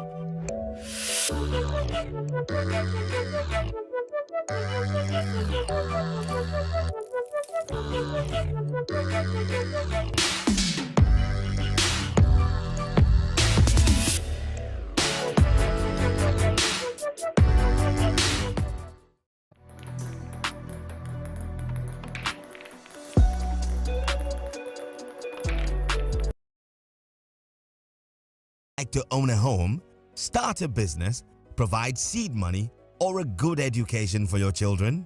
The Pro Wealth Plan answers all of life's questions. This is Ekwa 9. She wants to be an engineer in future. Her parents, Mr. and Mrs. Hammond, plan to give her the best education but don't want to be unnecessarily burdened when she's ready for university in 10 years. Do you know how much it will cost Ekwa to go to a local private university or university abroad in the next 10 years?